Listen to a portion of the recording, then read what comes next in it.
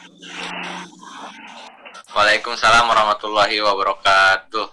ya saya Lukino Rizky dari kelas 1 DPJKR dengan MPM 20520038. Ya, di sini saya berbicara dengan Bapak siapa?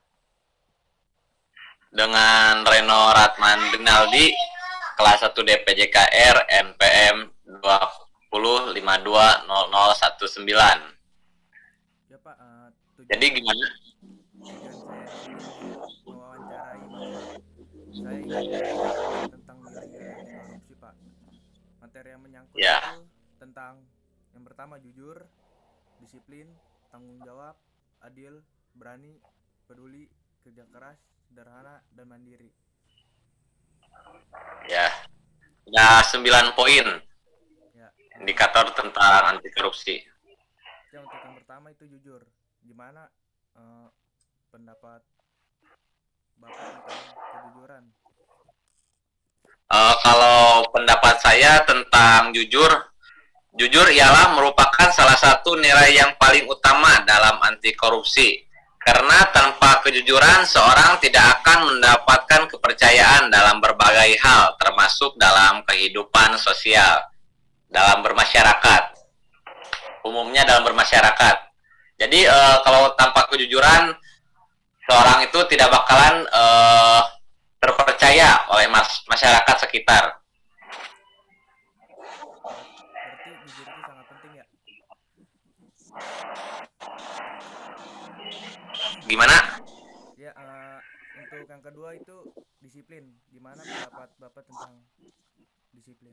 Oh, kalau menurut saya untuk poin kedua tentang disiplin, menurut Sugono, disiplin berarti ketaatan atau kepatuhan. Contohnya, kita ambil contoh dalam kehidupan kita ya sebagai mahasiswa. Aku sebagai mahasiswa perlu hidup disiplin. Hidup disiplin di sini tidak berarti harus hidup seperti pola militer. Akan tetapi hidup disiplin di sini bagi aku sendiri sebagai mahasiswa adalah dapat mengatur dan mengelola waktu yang ada untuk dipergunakan dengan sebaik-baiknya untuk menyelesaikan tugas baik dalam lingkup akademik maupun sosial kampus. Nah, hmm, yang untuk poin ketiga itu tanggung jawab. Gimana pendapat Bapak tentang tanggung jawab?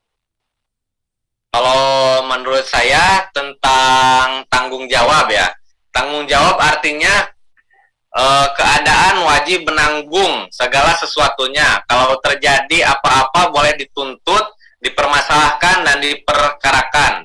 Contohnya kita sebagai mahasiswa, eh, mahasiswa yang memiliki rasa tanggung jawab akan memiliki kecenderungan menyelesaikan tugas lebih baik dibandingkan dengan mahasiswa yang tidak memiliki rasa tanggung jawab.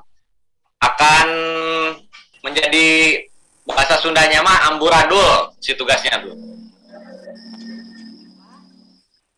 Ya, untuk poin yang keempat itu adil. Gimana menurut Bapak?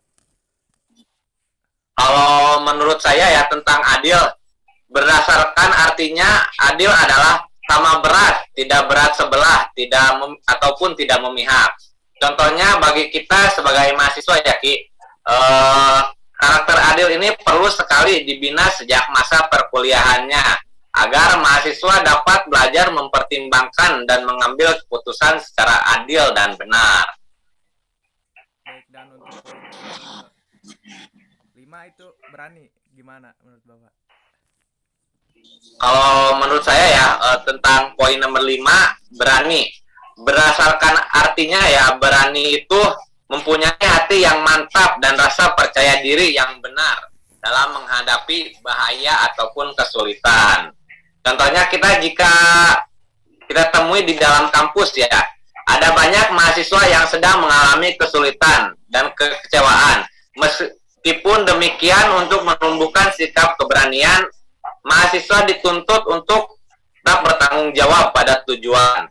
Terkadang mahasiswa tetap diberikan pekerjaan-pekerjaan yang sukar untuk menambahkan sikap keberaniannya. Ya, untuk poin yang keenam itu peduli. Gimana menurut Bapak? Kalau menurut saya ya tentang peduli.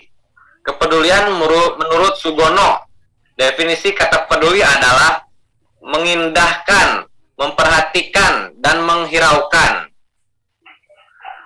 Contohnya, nilai kepedulian sangat penting bagi seorang mahasiswa dalam kehidupan di kampus dan di masyarakat. Sebagai calon pemimpin masa depan, seorang mahasiswa perlu memiliki rasa kepedulian terhadap lingkungannya, baik lingkungan di dalam kampus maupun lingkungan di luar kampus. Rasa kepedulian seorang mahasiswa harus mulai ditumbuhkan sejak berada di dalam kampus. Oleh karena itu, upaya untuk mengembangkan sikap peduli di kalangan mahasiswa sebagai subjek didik sangat penting. Seorang mahasiswa dituntut untuk peduli terhadap proses belajar, mengajar di dalam kampus, terhadap pengelolaan sumber daya di kampus secara efektif dan efisien, serta terhadap sebagai hal yang berkembang di dalam kampus. Untuk poin yang ke-7 itu kerja keras. Gimana menurut Bapak? Untuk poin ke-7 tentang kerja keras, indikator anti korupsi itu bekerja keras ya. Bekerja keras didasari dengan adanya kemauan dari diri kita sendiri, bukan dari diri orang lain. Kalau kita sebagai mahasiswa ya, penting sekali kemauan mahasiswa harus berkembang ke taraf yang lebih tinggi, karena harus menguasai diri sepenuhnya lebih dulu untuk bisa menguasai orang lain. Setiap kali seseorang penuh dengan harapan dan percaya, maka menjadi lebih kuat dan melaksanakan pekerjaannya. Ya, untuk poin ke-8 itu sederhana. Gimana menurut Bapak Reno? Kalau menurut saya tentang poin nomor 8 indikator anti korupsi itu sederhana. Sederhana bisa diartikan kebiasaan seorang untuk berperilaku sesuai kebutuhan dan kemampuannya.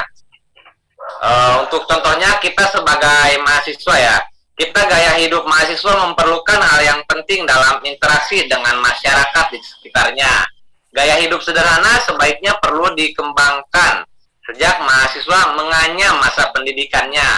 Dengan gaya hidup sederhana, setiap mahasiswa dibiasakan untuk hidup tidak boros.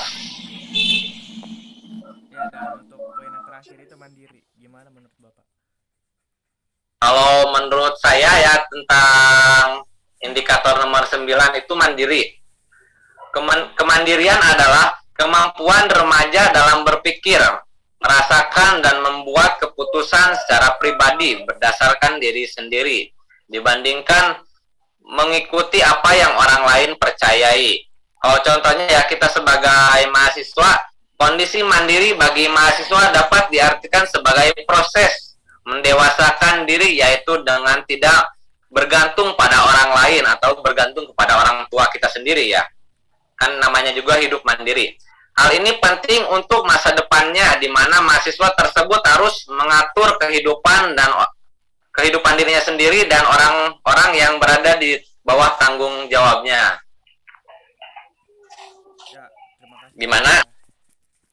Sudah cukup. Puas dengan 9 indikator anti korupsinya? Sangat puas, Pak. Makasih atas waktunya. Mohon maaf mengganggu nih. Ya, sama-sama. Assalamualaikum. Waalaikumsalam.